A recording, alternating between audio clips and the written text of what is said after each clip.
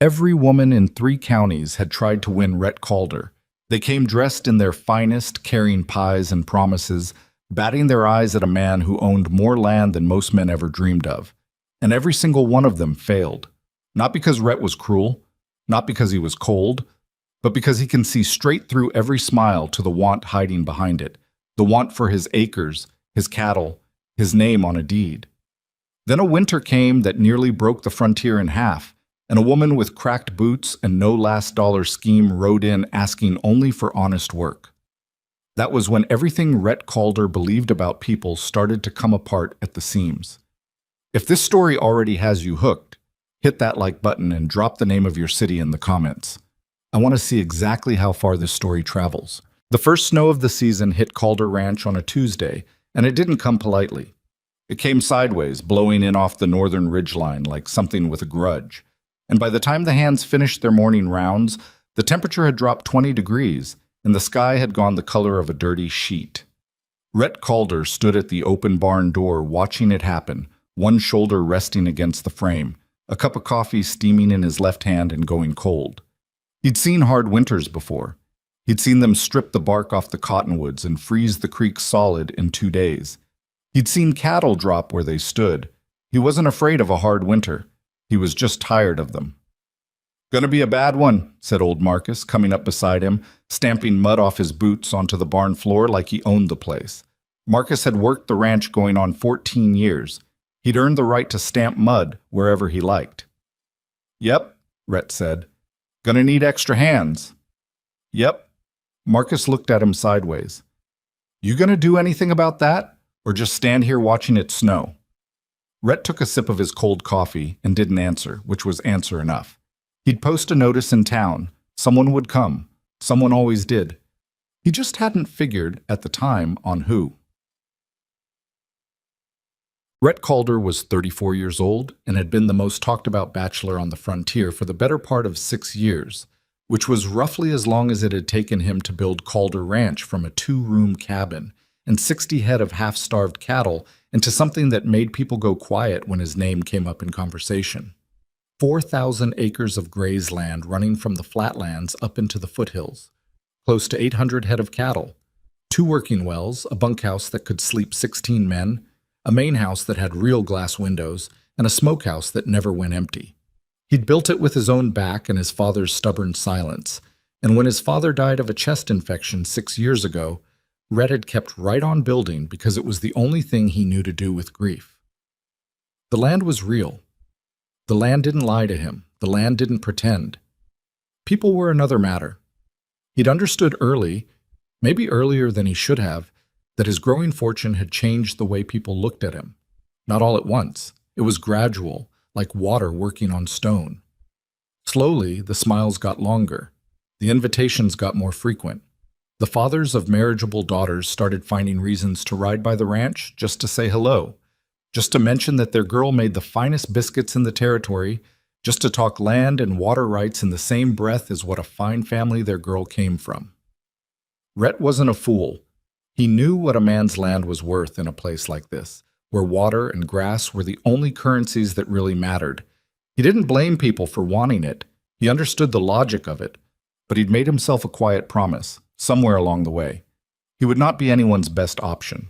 He would not be a strategy. If a woman ever looked at him and saw the ranch first, she'd already lost him. The trouble was, they all looked at the ranch first. He'd tried a couple of times, letting himself believe otherwise. There had been a woman named Caroline Trask, the daughter of the biggest grain merchant between here and the river crossing, pretty and sharp-tongued and smart enough that he'd thought maybe she was different. She'd lasted through 2 dinners before she'd started talking about how the Trask grain operation and Calder cattle could work so well together. Had he thought about it? Didn't he think it made obvious sense? He'd driven her home that same evening, and they hadn't spoken since.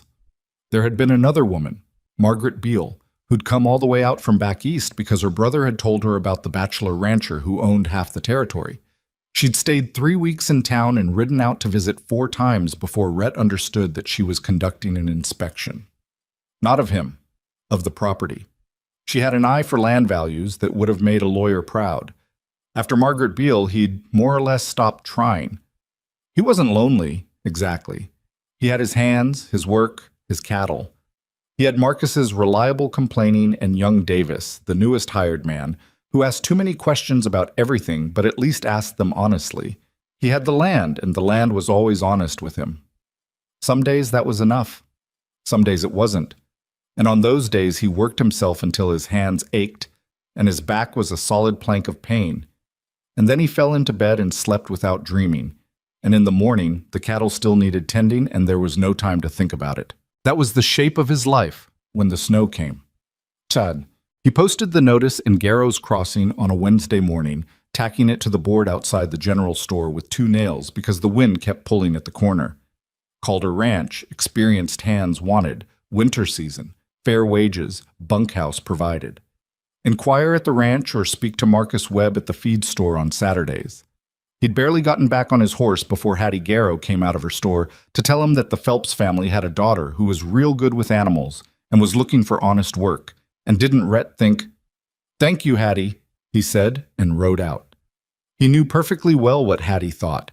Hattie had been trying to arrange his future since his father's funeral, and she did it with the relentless cheerfulness of a woman who had never once considered the possibility that she might be wrong about anything. 3 men came out to the ranch that week. Rhett hired all 3. A grizzled fellow named Cooley, who looked like he'd been left out in the weather for 20 years. A younger man named Amos, who moved like he knew what he was doing even before he did it, and a quiet Swede named Bjorn, who said almost nothing but could lift things that should have required 2 men. Between them and the hands already on payroll, Rhett had enough to get through the winter if nothing went badly wrong. He should have known that nothing going wrong was never part of the deal. She showed up on a Friday, 2 days after the second snowfall, which had come in quieter than the first but packed more weight. It was mid-morning, and Rhett was in the near pasture checking on a section of fence that the snow had leaned on sideways, and he looked up because his horse raised its head and flicked an ear toward the road. A figure was coming down the approach on a horse that had seen better years, not sway-backed, not broken, but definitely a horse that had traveled hard and eaten less than it should have recently. The rider wore a man's coat that was a size too big, a battered hat pulled low against the wind, and sat the saddle in that particular way of someone who'd been riding long enough that they'd stopped thinking about how they were sitting. Just balanced. Economical. He couldn't tell much else from a distance, so he went back to the fence post and let the rider come to him. They pulled up about 15 yards out. He still didn't look up. "Mr. Calder?" The voice was a woman's. He looked up then. She was maybe 28, maybe 30. Hard to say with certainty because she was weathered in the way people got when they'd been living close to the elements for a while. Not in a worn-out way, but in the way of someone who had stopped worrying about what the sun was doing to their complexion. Brown hair tucked back under the hat, eyes that were some color between gray and green, the kind of color that changed depending on the light. A jaw that was set like she'd been ready for someone to tell her no, and had made her peace with it before she'd even asked. "That's me," he said. "I saw your notice at the store. I'm looking for work." He looked at her for a moment, and then he looked at her horse, and then he looked at the fence post because the fence post still needed attending to. "What kind of work?" "Whatever needs doing. I can ride. I know cattle well enough. I can mend fence, muck stalls, pull feed. I'm not afraid of cold or dark or hard work." "You have experience on a cattle operation?" 3 years on the Dunbar spread down south, 2 years before that on a smaller place up near the hills. He picked up his hammer and drove the post straighter, working it until it was solid. She waited. She didn't fill the silence with more words, which he noticed. "Bunkhouse is for men," he said finally. "We don't have separate accommodations." "There's a tack room," she said. It wasn't a question, which meant she'd looked around some before riding up to him. "I've slept in worse." He studied her again.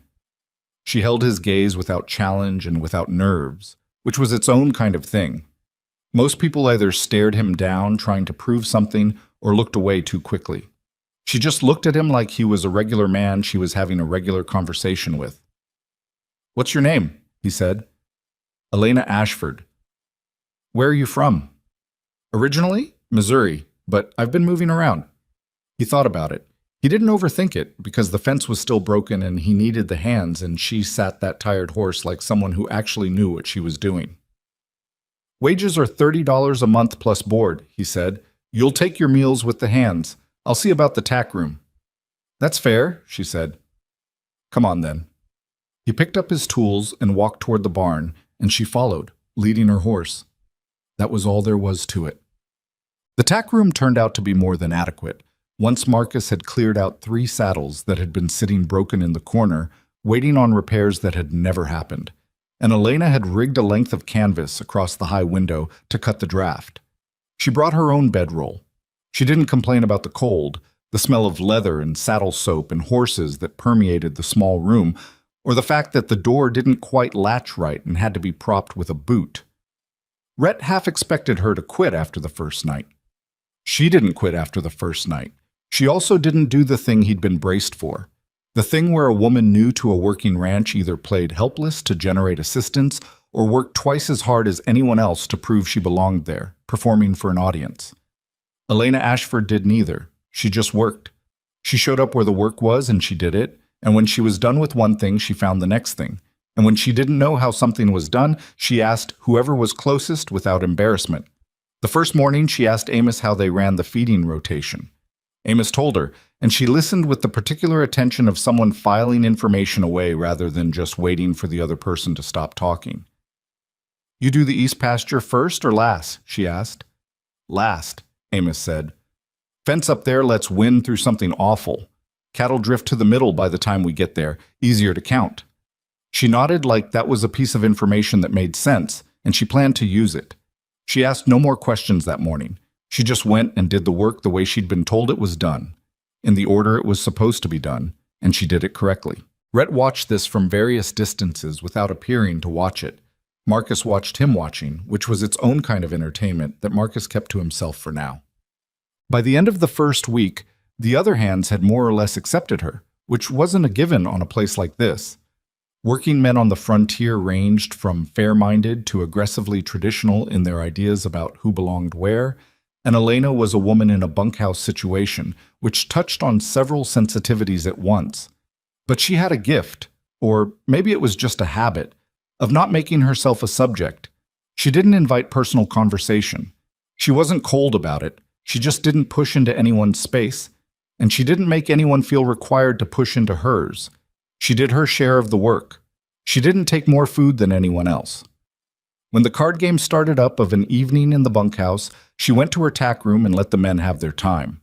Cooley, who was the most likely to make her life difficult on principle, lasted 3 days before he grudgingly admitted she'd shown him up fixing a section of drainage ditch by finding a better approach than the one he'd suggested. "Decent problem solver," was all he said, which, coming from Cooley, was close to a standing ovation. Bjorn said even less, but he moved aside without being asked to let her work beside him on a repair job that required 2 sets of hands, and he matched his pace to hers without complaint. That was about as high as Bjorn's praise went for anyone. The only one who gave her real trouble was Davis, the youngest hand, who was 20 years old and felt the need to explain things to people. He explained to Elena how to properly check a horse's hooves for ice packing, demonstrating the technique with great seriousness. Elena listened to the whole explanation without interrupting, thanked him, and then did exactly that and nothing else. She'd been doing it correctly before he'd said a word, but she didn't point that out, which Rhett thought said something about her. Rhett himself mostly kept a professional distance. He told himself this was because she was an employee, and he wasn't the kind of man who blurred those lines. This was partly true. But it was also true that something about her unnerved him, and he needed to understand what it was before he got any closer. It took him until the end of the second week to figure out what it was. She never looked at the house. Not in the way the others meant, anyway. New hands always made a study of the main house, its size, its windows, its relative comfort compared to the bunkhouse. It was a natural thing to notice. But Elena Ashford, in 2 weeks at Calder Ranch, had never looked at the main house with anything like appraisal in her eyes. She looked at it the way you looked at a fence post or a water trough. A fact of the landscape, neither desirable nor not. Just there.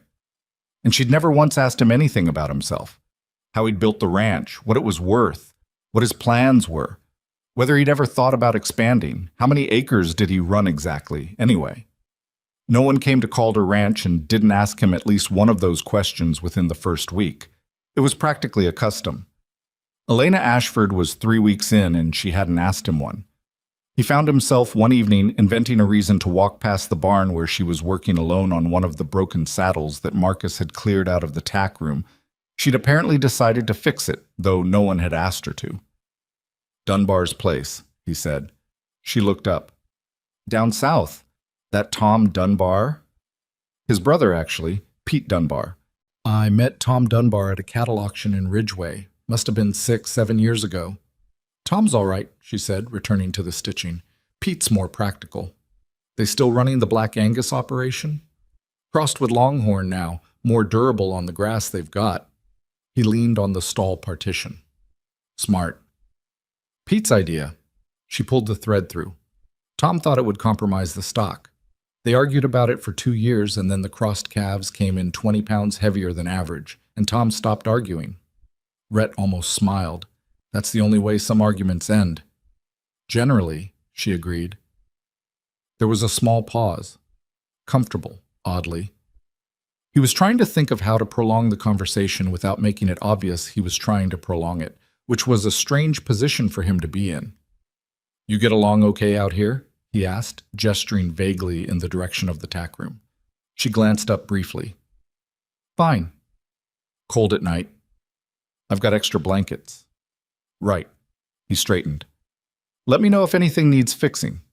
She looked at the saddle in her hands and then back at him with something that might have been dry humor around the edges of her expression. "I'll fix it myself." He laughed before he could stop himself. A short, real laugh, not the polite kind. She went back to her work. He walked out of the barn with his hands in his pockets and stood in the cold for a moment, watching the snow-covered yard, and tried to figure out what exactly had just happened and why it felt like something. The town started talking at around the 4-week mark. This was inevitable.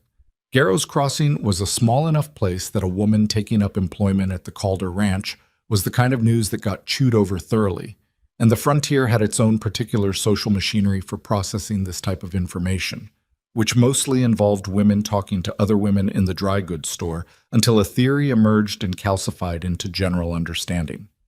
The theory, as it reached Rhett through Marcus, who heard it from Amos, who heard it from his wife when he went to town on a Saturday, was that Elena Ashford was from somewhere back east, that she'd had money once and had lost it somehow, and that she had come to this particular ranch on purpose because she had done her research and set her sights on Rhett Calder, and the whole pretending to be a hand routine was a tactic more cunning than any of the other women had thought to try.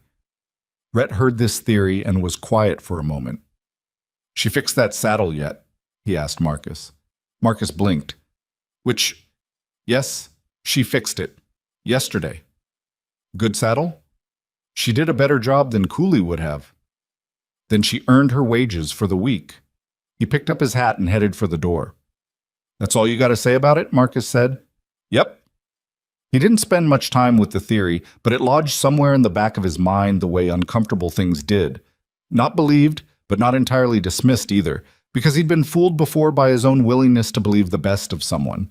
He watched her more carefully over the next few days, not suspiciously, just with attention, looking for the angle. The moment she'd try to turn a work conversation into a personal one, or find an excuse to mention some difficulty in her past that required sympathy, or use the natural proximity of shared hard work to engineer something more. She did none of those things. She worked.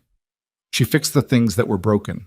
She learned the rhythms of the ranch with the quiet efficiency of someone who actually cared about doing the job right, not about being seen doing it right. She asked Marcus once about the drainage issue on the north pasture and spent her own free time one afternoon mapping out what she thought might be a better routing, which she left on the barn wall without comment and without ever mentioning it to Rhett. He found it 3 days later and stood looking at it for a long time. She'd drawn it on a scrap of brown paper with a pencil, and it wasn't pretty, but it was correct. She'd seen the problem clearly and reasoned her way to a solution and then done the work of working it out, and it hadn't occurred to her to ask for credit. He took the paper inside and smoothed it out on the kitchen table and thought about it for a while. Then he went and found her in the east pasture and told her he was going to have the hands implement the drainage plan she'd worked out. She looked at him for a moment like she was checking whether he was having her on. Then she nodded. The middle section will need to go deeper than I marked. The frost line's lower than I initially thought. I'll adjust. Okay. And that was it. She went back to work. The winter doubled down in early November, the way winters on the frontier sometimes did, as if they had something to prove. 3 days of hard freeze that cracked the water troughs and drove the cattle into the sheltered draws where the snow wasn't as deep. Rhett had the hands working doubles to keep the herd together and fed, rotating shifts so that no one froze solid out there, though a couple of the men came close. Elena worked the same shifts as everyone else. He'd told her he'd give her the lighter assignments, the barn work, the feeding runs to the near pasture, and she'd looked at him with that expression she had, not offended, just level-headed, and said, I can do the work the same as the others. The North Ridge run is rough right now, he said. I know. I've done it twice this week. He'd dropped it. She'd made her position clear, and arguing with it would have been more about his discomfort than her capability. On the third day of the hard freeze, one of the younger steers went down in the far northeast corner of the property, wedged in a gully with one leg caught under a drift-weighted log. By the time they found it, the animal was half hypothermic and panicked, which made the job of freeing it significantly more dangerous than it would have been with a calm animal. The log had to come up, which meant leverage and weight, and the constant risk that a terrified steer would kick in exactly the wrong direction. Rhett went out with Marcus and Elena and one of the other hands, a solid man named Greer, who didn't talk much but was useful in a physical crisis. The 4 of them worked for close to 2 hours in temperatures cold enough that the air hurt to breathe, trying to get the log up and the steer calmed and the leg free without getting anyone killed in the process. At one point the steer panicked and lurched, and the log swung, and Elena stepped in without hesitation and put her weight against it to redirect the swing, which kept it from coming down on Greer's arm. It cost her a solid knock to the shoulder, and she sat down hard in the snow, and when Rhett grabbed her arm to haul her back up, she was pale, and her teeth were set against whatever the pain was doing. You all right? He said. His voice came out rougher than he meant it to. Yeah. She got her feet under her. The log. I've got the log. Are you hurt? She rotated the shoulder experimentally, and whatever was behind her eyes tightened for a second. Bruised, not broken. Come on. They freed the steer 15 minutes later. It staggered out of the gully and stood there shaking, and then walked off with the unsteady dignity of an animal that had been through something humiliating and would not be discussing it further. Greer let out a breath that turned into a cloud in the frozen air and said something under his breath that was either a prayer or a curse, probably both. On the ride back, Rhett fell in beside Elena. She was riding carefully, favoring the shoulder, her face set in the controlled expression of someone managing pain without announcing it. That was a stupid thing to do, he said. She glanced at him. Which part? Stepping in front of a panicked steer to protect someone else's arm. Greer's arm would have been broken in 3 places. He's got a family. So you just... The log was going left. I was on the left. It was the obvious move. She said it flatly, like math. Not noble, just logical. He looked at her profile in the pale winter light and couldn't find a thing to say to that. That evening, without making a show of it, he sent Amos to the tack room with a jar of liniment and a message that she should use it on the shoulder before the swelling got worse. He got back a message via Amos that was basically just thank you, which was exactly what he should have expected. December came in with a brief thaw that fooled nobody. The old-timers said it always came right before the worst of it, and the old-timers were right more often than they were wrong. Rhett used the thaw to get supplies in, to run a count on the herd, and to fix 6 things that had been on his list since October, and that the freeze had made impossible to address. Elena helped with the count, riding the outer pastures with Marcus, while Rhett worked the middle ground with Amos and Davis. When they compared numbers at the end of the day, Elena and Marcus were 3 head off from Rhett's count, which turned out to be because she'd found 3 cattle that had pushed through a weak section of fence into a neighboring property and were standing in a confused cluster near the boundary line, probably wondering how they'd gotten there. Good eye, Marcus told her. She shrugged. I've done a lot of counts. You've done a lot of everything, Marcus said, and she looked at him sideways, not sure if that was an observation or something else. I mean it straight, he said. You work hard. She nodded and let it go, but Marcus filed away the way she'd looked at him. A small moment of surprise at a genuine compliment, followed immediately by a retreat from it, like she wasn't quite sure what to do with being seen. He mentioned this to Rhett that evening in the quiet way he'd been mentioning things to Rhett for 14 years, sideways, like he was talking about something else. Woman doesn't know what to do with a simple compliment, he said, pouring himself coffee. Rhett didn't answer. Interesting, is all. Marcus. Just making an observation. Make it somewhere else. Marcus took his coffee and went. Rhett stood at the kitchen window looking out at the yard, where the thaw had turned the snow into a wet gray slush, and the lights in the barn were on because Elena was in there doing the evening check she'd started doing on her own initiative. Not because anyone asked her to, just because she'd noticed it was a thing that improved outcomes. He watched the light in the barn window for a while. Then he went to bed, because there was nothing else to do about it, and in the morning, the cattle still needed tending. The trouble with Garrow's Crossing started the second week of December. He'd known something was building. He could feel it in the way conversations stopped when he walked into the feed store, in the way Hattie Garrow smiled at him too hard, in the way Howard Phelps, whose daughter Rhett had steadfastly declined to court for 2 years, had taken to giving him a look that sat between disappointment and something colder. He understood the politics of it, even if it frustrated him. He'd been the frontier's most eligible rancher for years, and years of that status created a kind of investment in it from the community. Not for his benefit, but for theirs.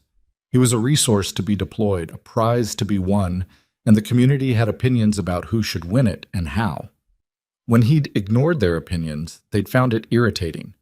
When he'd brought a hired woman onto his property and, as the story was now going, was spending time with her, was treating her differently than his other hands, was looking at her in ways people claimed to have observed. The irritation had sharpened into something with an edge. He first heard it directly from Phelps, who cornered him outside the land office one gray afternoon in a way that might have been accidental if Phelps were a different kind of man. Heard your new hand's working out, Phelps said. She is, Rhett said, and kept walking. Phelps fell into step beside him. Unusual choice. What choice is that? Woman in that role, on your property. A pause. People talk, Rhett. People always talk. About you and her. Rhett stopped. He turned and looked at Howard Phelps with the particular kind of patience that was actually its opposite. She does her job. She does it well. That's the whole of it. I'm just saying, I know what you're saying. He held Phelps' gaze for a moment. I appreciate the concern. He walked away, and he could feel Phelps watching him go, and he could hear in that watching the particular frustration of a man who had expected to be listened to and hadn't been. He thought about it on the ride home. Not with anxiety. He'd stopped caring what the town thought of his personal choices a long time ago, but with a low, cold awareness that this was the beginning of something, not the end of it. Men like Phelps didn't corner you to express concern. They cornered you to establish that you'd been warned. Warned of what exactly, he didn't yet know. That evening, he found Elena in the tack room, mending a bridle by lamplight. He leaned in the doorway. She looked up. I'm going to tell you something, he said, and I'd like you to hear it as information, not as any kind of, I'm not asking you to do anything differently. I just think you should know. She put the bridle down. All right. Town's talking about you being here. About us. He said the last word carefully, giving it no weight in either direction. It'll probably get louder. She was quiet for a moment. Does that bother you? Doesn't surprise me, he said. Doesn't change anything. But I thought you should know what's being said so you're not caught off guard if someone in town says something to your face. She considered this, then she picked the bridle back up. I've been talked about before, she said. It passes. He studied her. You don't want to know what they're saying. Not particularly. She found her place in the mending. I know what I'm doing and I know why I'm here. That's enough for me. He stood in the doorway a moment longer. The lamplight caught the side of her face, the angle of her jaw, the steadiness of her hands. Good, he said finally, and went back out into the cold. The snow started again on a Thursday. This time it meant it. By Saturday morning, it was mid-thigh deep in the yard, and the cattle in the outer pastures were in real trouble. Rhett had the whole crew out before first light, working the drifts, breaking trail, moving the herd toward the lower ground where the wind had cleared the grass and the animals could actually eat. It was brutal, exhausting work and visibility that sometimes dropped to 20 feet, and by noon 2 of the hands had come back in with ice-crusted everything and enough cold in them that they needed the stove and didn't argue about it. Elena stayed out. She stayed out past noon, working the east herd with Amos and Bjorn, pushing cattle through drifts that came to the horses' bellies in places. Rhett came through that section mid-afternoon and found her horsed up on a drift, using a long stick to break the crust ahead of the herd so the cattle could move through it, because the crust was just hard enough to slow them but not support their weight. It was slow, methodical work, and it meant standing still in the cold for long stretches, which was its own kind of difficult. He rode up beside her. Her face was red with cold, and her breath was coming in regular clouds, and she looked, not to be sentimental about it, like someone who'd been out in a blizzard all day and wasn't going to stop on account of it. "I'll take over here," he said. "I'm fine." "I know you are. I need you to check the north fence section. Heard from Davis there might be a break." She looked at him. He looked back at her. They both knew he could have sent someone else to check the fence. "You need a break," he said, more quietly. "I don't... Elena." He said her name, and something about how he said it made her stop. Not sharply, just steadily, the way you'd stop a horse you trusted. "Go check the fence. Get warm for a little while. Come back out." She held his gaze for a beat. Then she turned her horse. "North section," she confirmed. "North section," he agreed. He watched her pick her way through the snow toward the fence line, and then he took up her position on the drift with the long stick and went back to breaking crust, and the cattle moved through slowly, and the snow kept coming. That night, after the worst of it was handled and the herd was as secure as it was going to get, and the hands were in the bunkhouse with hot food and the particular quiet exhaustion of people who had worked at the edge of themselves all day, Rhett sat at the kitchen table with a cup of something hot and stared at nothing. It had been a hard day. Not the hardest he'd had on this land, but close. And he was aware, sitting there in the warmth of the kitchen, that the thing that had gotten him through it, or one of the things, was knowing Elena Ashford was out there working the east herd with Amos, solid and reliable, not complaining and not quitting. Not because she had to, not because she was proving anything, just because the work needed doing and she was the kind of person who did the work that needed doing. He sat with that knowledge for a while. He'd been wrong before. He knew that. He'd been wrong about Caroline Trask and about Margaret Beale and about 2 or 3 others whose names he'd mostly stopped calling up. He'd been wrong because he'd wanted to be right, because loneliness had a way of making optimism feel like wisdom right until it didn't. But he'd also, somewhere along the way, developed the habit of distrust that went too far the other way, of suspecting motives that might not be there, of holding people at a distance because it felt safer than being close. Elena had been here 6 weeks. She'd done nothing but work. She'd taken the cold and the hard labor and the isolation and the bunkhouse situation without complaint. She hadn't tried to make herself indispensable to him personally, just to the ranch, which was different. She'd protected Greer's arm with her own body without making it into a story. She'd mapped out the drainage solution and left it on the barn wall without putting her name on it. He thought about the way she'd looked when Marcus had paid her a simple compliment, that small, startled moment before she'd shut it down. He thought about how she'd said, "I know what I'm doing and I know why I'm here. That's enough for me." Like she hadn't needed him to validate it, like she hadn't needed the town to approve it, like she was living by her own accounting system, and she knew exactly what she'd earned and what she hadn't. He finished his drink. He went to bed. He didn't sleep for a long time, which was unusual, but the storm was loud and the cattle were restless, and there was a great deal of noise in the world that night, and none of it was what kept him awake. Well, by the time December went dark and cold and fully committed to winter, Calder Ranch had become a different place than it had been in September. Not visibly different. The land was the same land. The cattle were the same cattle. The hands were mostly the same hands, with a few additions. But the quality of the air on the place had changed, or maybe Rhett had changed the way he paid attention to it. He noticed things he'd stopped noticing. The way the bunkhouse got louder after supper when the card game was good, The way Marcus grumbled his way through every unpleasant task and then got it done flawlessly. The way the newer hands were starting to settle into the rhythms of the place, becoming part of it rather than visitors to it. He noticed Elena Ashford the same way he noticed all of these things, as part of the landscape of the ranch that had somehow become something he cared about. She was in the habit now of appearing at his elbow when there was a decision to be made about the herd or the facilities, not to tell him what to do, but with observations that were useful. The southeast draw is getting crowded. If we don't redistribute before the next freeze, we'll have trouble with the water access. Or, Cooley's right about the north fence, but the problem's further east than he thinks. She said these things quietly, to him specifically, and then went back to work. He'd started to look for her in the morning when he walked out to the yard the same way he looked to see what the sky was doing. Just information, just orientation. He told himself this was because she was a reliable worker, and he relied on reliable workers. He told himself this with complete awareness of the fact that it was only partly true, and that the rest of it was something he didn't quite have the right words for yet. He wasn't in a hurry.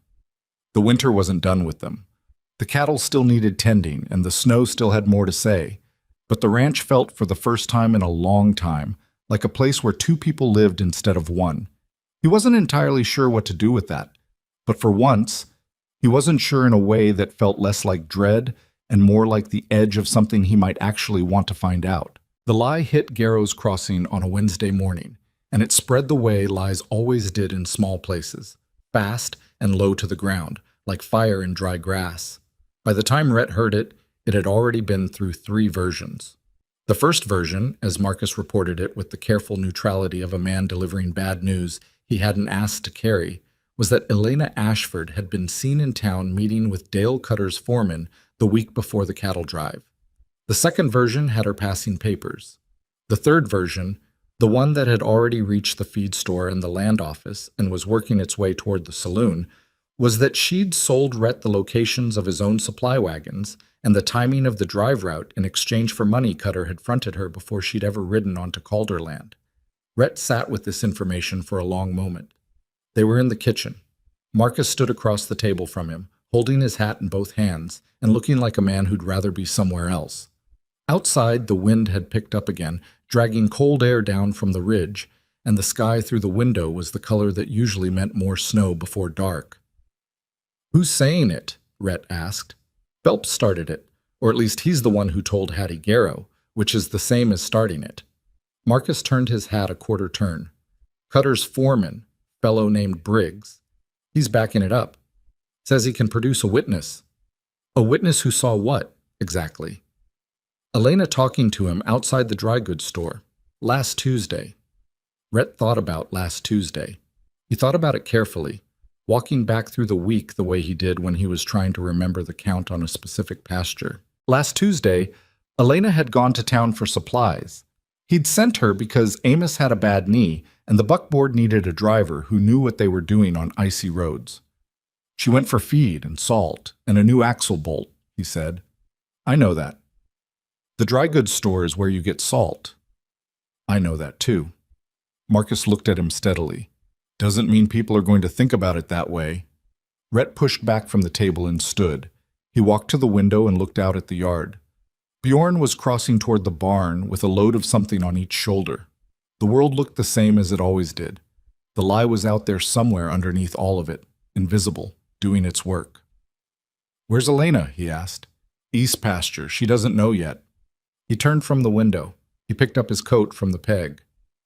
"Rhett." Marcus said his name with a particular weight. "Before you go out there, there are people in town who are going to want you to let her go. Phelps already said as much to Henry Cook, and Henry Cook is not a man who keeps things to himself. I know what Phelps wants. It's not just Phelps. Cutter's got friends. The story's designed to give you an out that looks like sense, like you were deceived and you're cutting your losses." He paused. "People will understand it. Some of them will even respect it." Rhett put his coat on. "I don't need people to understand it."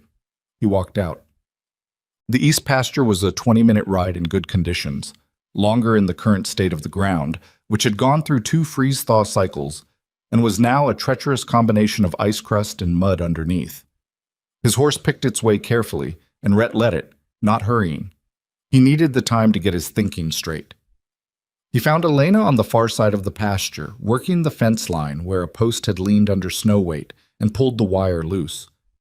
She'd already redug the base of the post and was tamping it back into true with a fence bar, working methodically, her breath coming in white bursts. She looked up when she heard his horse and read something in his face before he'd said a word. She stuck the fence bar upright in the ground and waited. He told her. All of it. What was being said, who was saying it, what they claimed to have witnessed. He said it flatly, without editorializing, because she deserved the straight version and not his filtered one.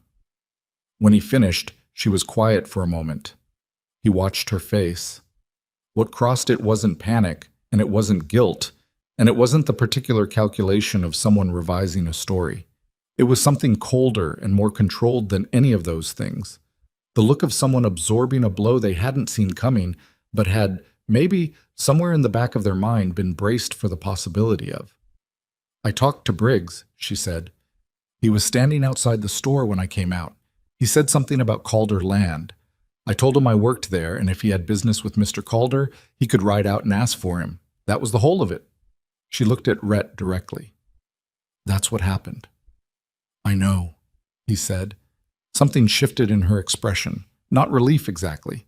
More like the small recalibration of someone who'd been ready to fight and discovered they didn't have to fight that particular battle. You came out here to tell me, she said. Not to ask me. I came out here to tell you. She picked up the fence bar and went back to the post.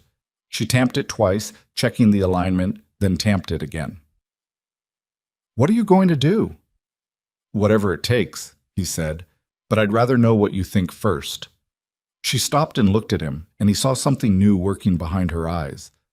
Not surprise exactly, but something close to it. The look of someone who'd been making decisions alone for long enough that being asked felt like a foreign language she still knew how to speak. Cutter's not done, she said. This is the opening move. He wants you rattled, wants the hands uncertain, wants the town against you before the spring drive. If you run me off, you've given him exactly what he needs. Proof that there's doubt. And doubt is more useful to him than anything else. She set the bar against the post, thinking, he's going to hit the cattle next.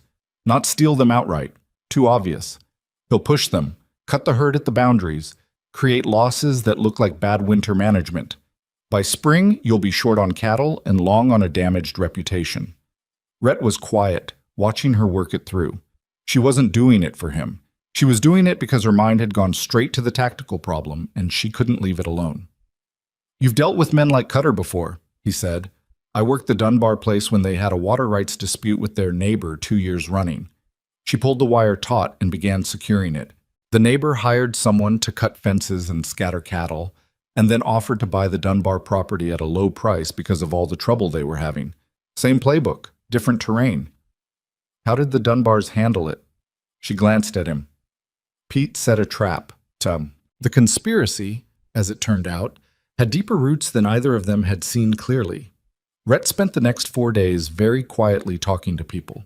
Not the public, loud talking of a man defending himself, but the private, careful kind.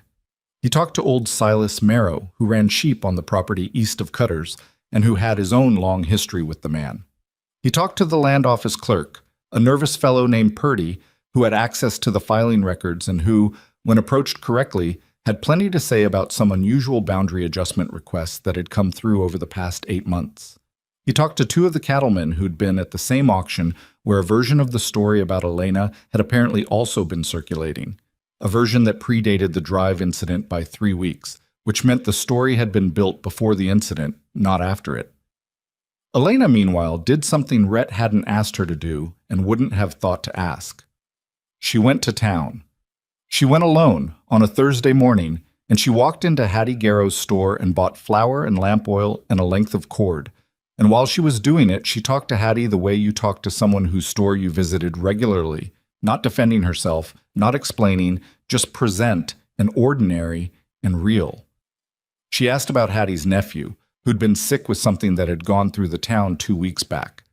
She mentioned that the road south of the crossroads was icing up badly and that anyone with a light buckboard should take the longer way around.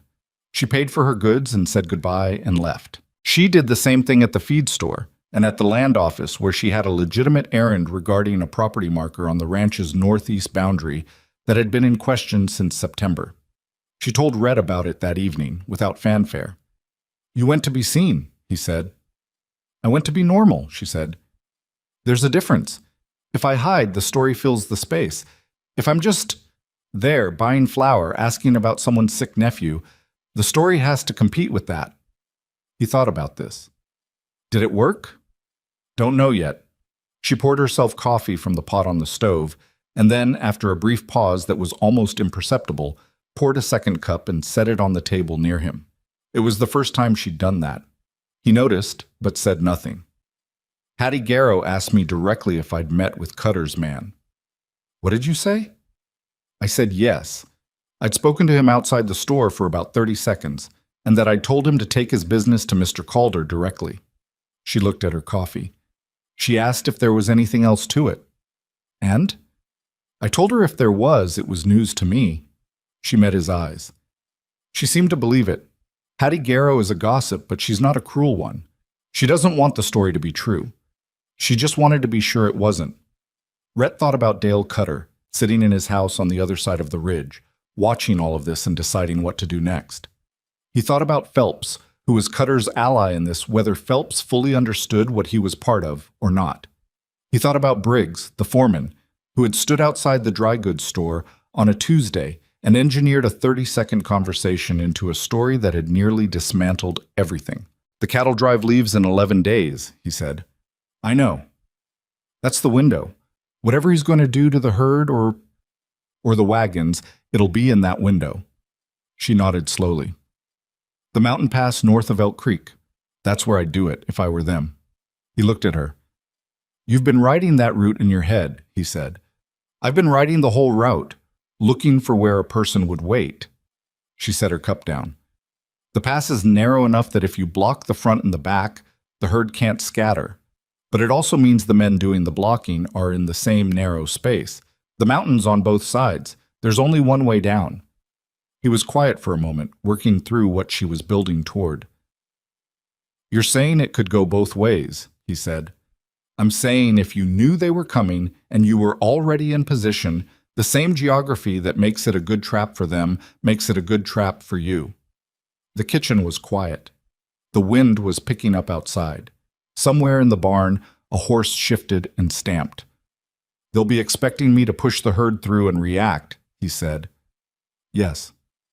"So we don't push through, we let them think we are, and then we're not where they expect us." "And they are," she said, "exactly where we expect them."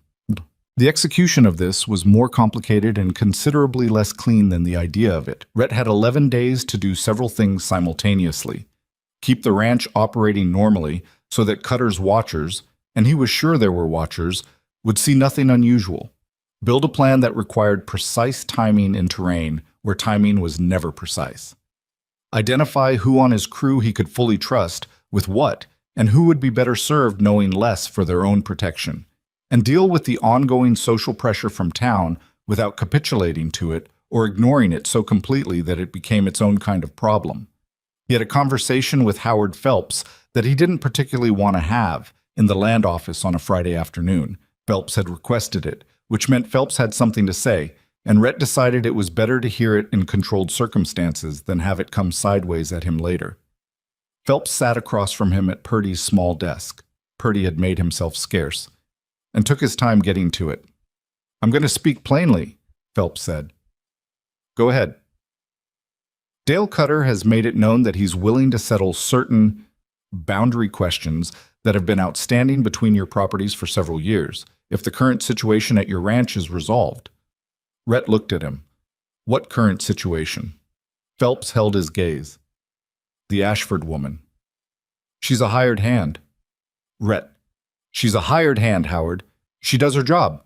The boundary questions between my property and Cutter's are a matter of record and can be resolved through the land office the same as any other dispute. That process doesn't require me to fire anyone." Phelps pressed his lips together. "Cutter is a man with connections, the kind that make problems easier or harder, depending." "I'm aware of what Cutter is," Rhett said. I'm also aware of what you're doing here. You're carrying a message. I appreciate you being honest about it, but the answer is no. Something moved across Phelps's face. Not quite shame, but something in that neighborhood. I'm trying to make this easier for you, he said. And Rhett thought, not for the first time, that Phelps mostly believed that. I know you are, he said. Tell Cutter the answer's no. He walked out of the land office into the cold air and stood for a moment adjusting his hat and thought about how that conversation would reach Cutter before dark and what Cutter would do with it. The answer was probably accelerate, which was fine. Rhett was already moving. Bob. The plan came together in pieces over the following days, the way plans did when they depended on reading terrain and weather and human behavior simultaneously, and none of those things held still long enough to be fully certain about. Elena mapped the pass. Not on paper, she wrote it twice in the guise of scouting the drive route, which was a legitimate thing to do before a major cattle movement and would raise no suspicions. She came back with the topography in her head and walked Rhett through it by drawing it in the dirt of the barn floor with a stick, and then again with her hands flat on the table showing elevation. The narrow part of the pass was roughly 400 yards. Above it, on the western side, a granite shelf jutted out at an angle that created a natural overhang, shelter, and a vantage point that looked straight down into the pass below. The eastern side was steeper and more exposed, but there was a deer trail that someone who knew what they were doing could use to come down behind a position at the north end of the pass without being seen from below. How many men does Cutter have? She asked. He runs a crew of 12. He won't send all of them. Too obvious. Too many people who could talk later. Rhett thought about it. 6? Maybe 8. 6, she said. I'd send 6. Enough to control the pass and deal with the drovers.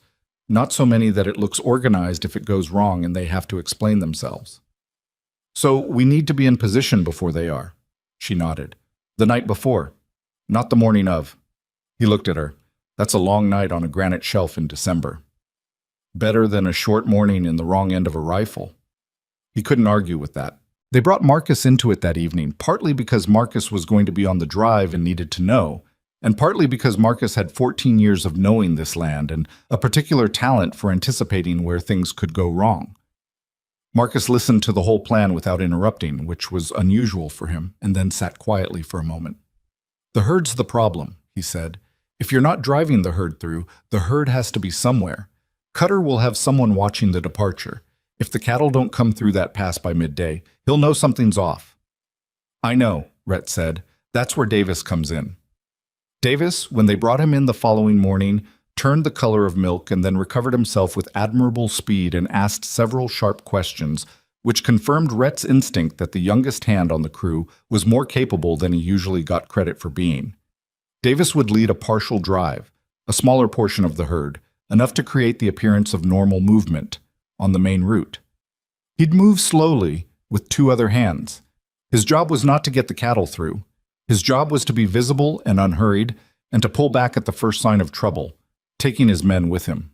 The real herd would be moving on the southern route, 2 days longer, arriving late but intact. Cooley, who had not been consulted but somehow found out anyway, appeared in the barn doorway the evening before the drive and said he was coming. Coming where? Rhett said. Up that granite shelf you and the woman have been studying for a week. He said it without heat. I'm a better shot than anyone on your crew and you know it, and I'm not going to spend the best part of a cattle drive reading the weather from a comfortable position while you two freeze on a rock in the dark. So, Rhett looked at Elena. Elena looked at Cooley. You'll need to move quiet, she said. I've moved quiet since before you were born, Cooley said, and went to get his rifle. They left for the pass at dusk, the 3 of them, Rhett, Elena, and Cooley, with enough gear to spend a cold night on the shelf and enough between them not to talk about it as they rode.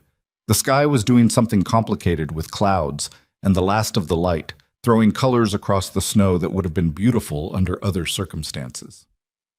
The climb to the shelf took 2 hours in the dark, feeling their way up a path that wasn't really a path, leading the horses by hand through the worst of it and leaving them picketed in a small hollow below the shelf where they'd be sheltered and quiet.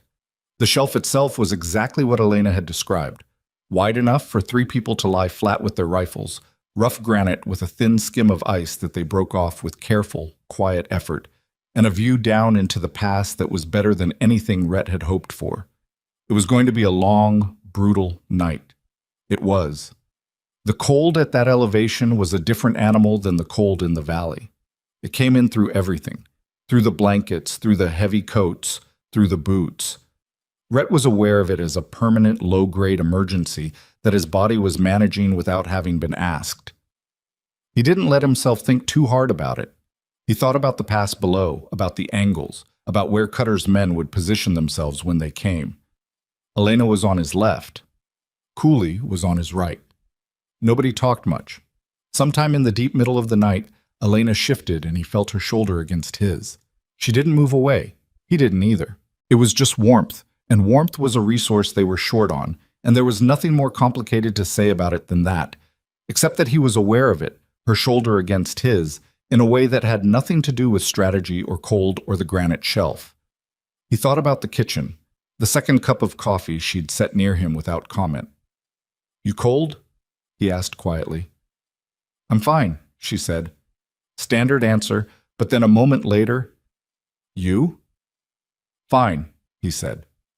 Cooley from the other side said nothing, which was Cooley's way of saying he'd heard and found it mildly interesting and would not be commenting on it at this time. Cutter's men came at first light. Rhett heard them before he saw them. The particular sound of horses moving with people who were trying to be quiet, but weren't quite quiet enough. Metal on metal.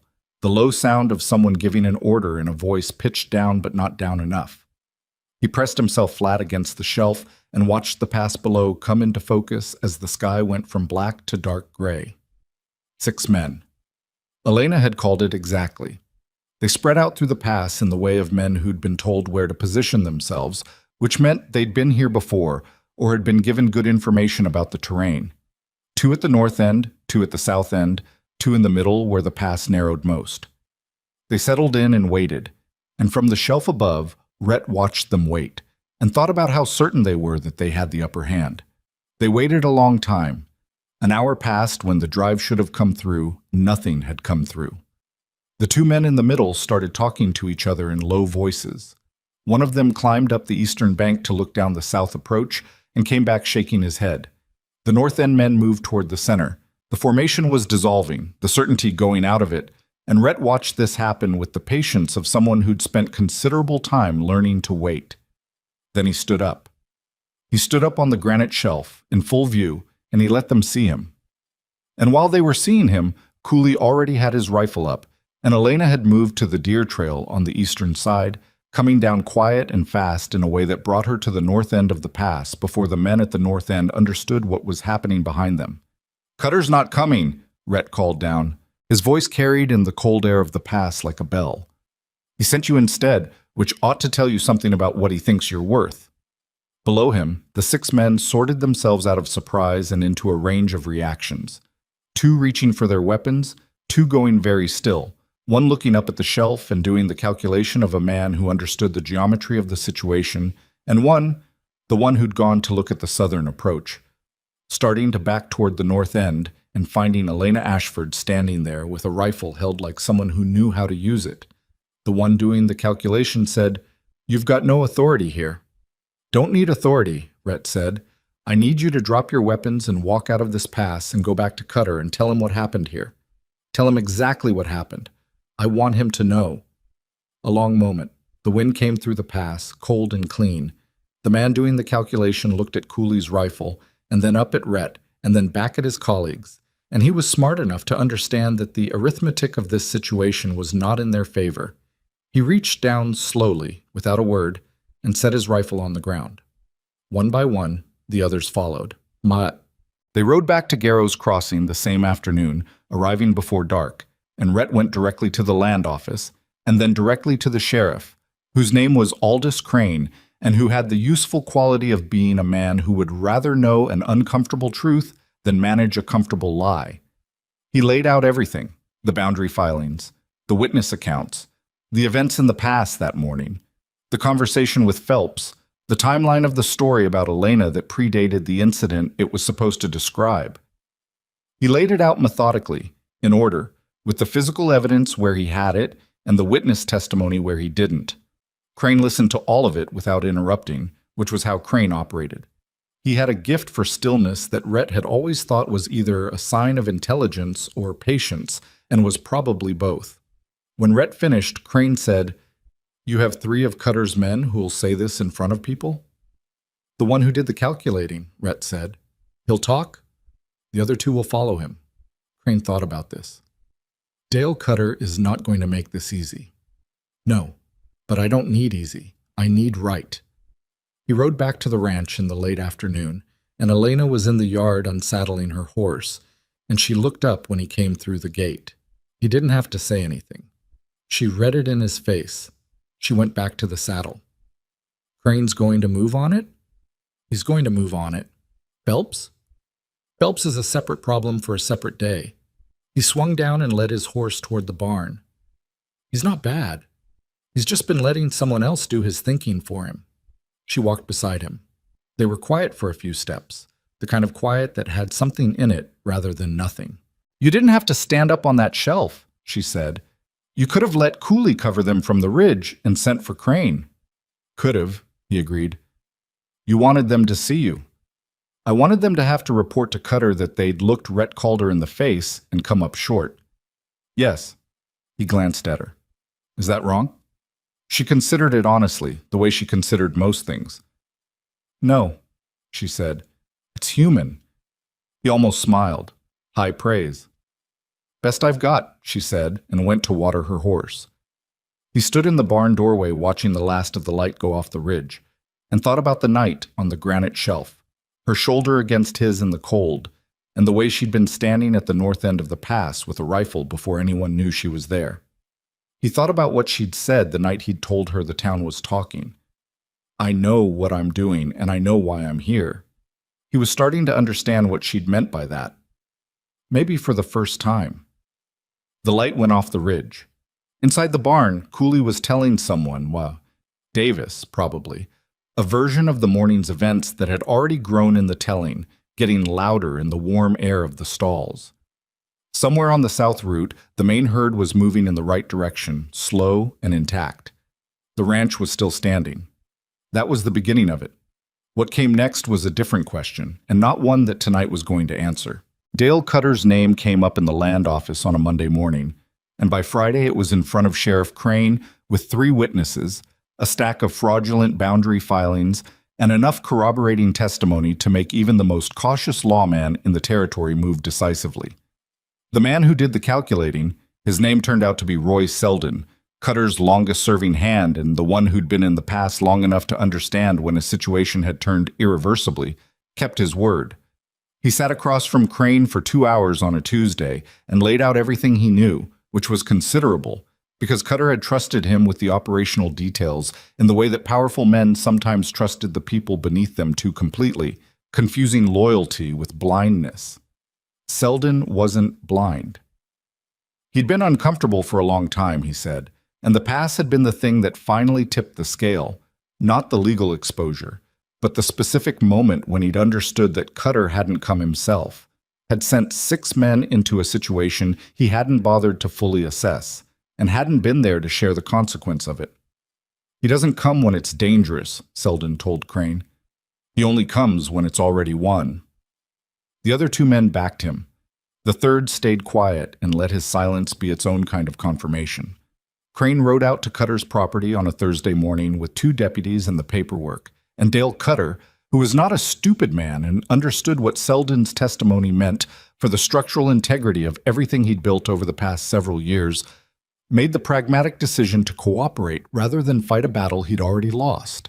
The boundary filings were voided. 3 of the 4 land grabs he'd engineered over the past 2 years were unwound, which returned grazing rights to 2 families who'd been slowly squeezed off land they'd worked for a decade, and cleared a water access dispute that had been strangling a small operation east of the Marrow sheep property. Phelps, when this became public, went very quiet. He came to Rhett of his own accord the following week, not at the land office this time, but at the ranch, which was a different kind of gesture.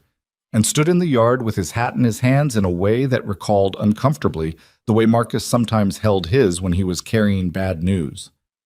"I want to say something," Phelps started. "All right," Rhett said. "I knew Cutter was using me, not the full extent of it, but I knew enough."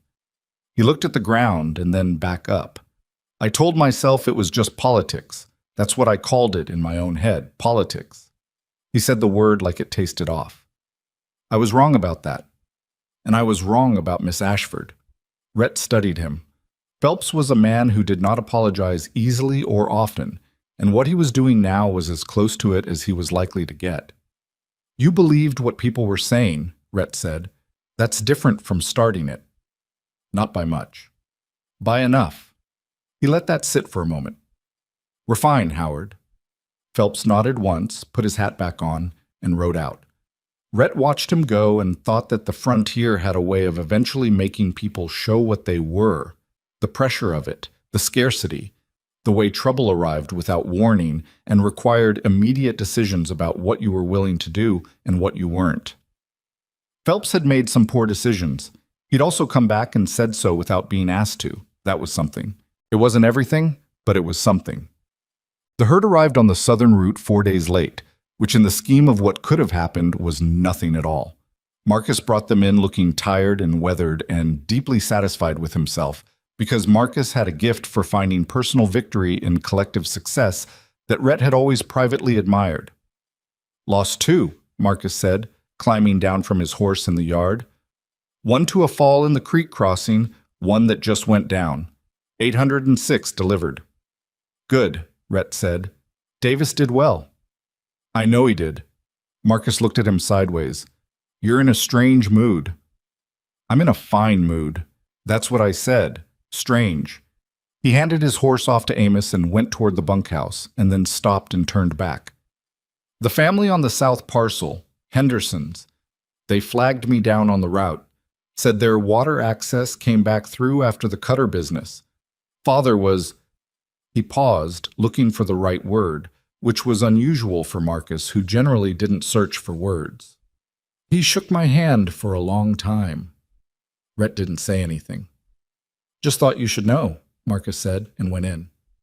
Rhett stood in the yard alone for a while after that, looking at the main house, at the bunkhouse, at the barn, at the long line of fence running toward the eastern pasture.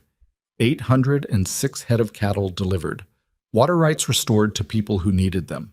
A boundary dispute resolved without anyone getting killed, which had not been the certainty it sounded like when it was happening. The ranch was intact. More than intact. It was in some way he couldn't fully articulate, cleaner than it had been before any of this started. He thought about what his father would have said about it. His father had been a man of very few words and very firm opinions, and he'd had an absolute conviction that land was what lasted, that everything else was temporary, and that a man who protected his acres had protected the only thing that mattered. Rhett had believed that for a long time. He was less certain of it now. The Garrows Crossing celebration, which Hattie organized with the efficient enthusiasm of a woman who'd been waiting for a reason to organize something, happened on a Saturday in the last week of January, which was optimistic given the weather, but the weather cooperated out of apparent respect for Hattie's scheduling. It wasn't a large event. The community hall, a bonfire in the yard, food that several families had contributed and that represented the full range of frontier cooking from genuinely excellent to aggressively earnest. The Hendersons came, all 6 of them, and the father, a broad-shouldered man named Cal, who had weathered eyes and a handshake that communicated more than most conversations, found Rhett within the first 10 minutes and said 3 words. "Thank you, Calder." Then he went to get food. The Marrows came. Silas Marrow, who'd supplied some of the key testimony about the boundary irregularities, arrived with his wife and 2 grown sons and immediately began talking to anyone who would listen about the drainage situation on his east property, which was only tangentially related to any of the recent events, but which Silas had apparently decided this gathering was a good opportunity to discuss. Most of the town came, in fact, including several people who had spent December being openly skeptical of Elena, and who now demonstrated the particular social flexibility of communities that had decided to update their position without formally acknowledging that a previous position had existed.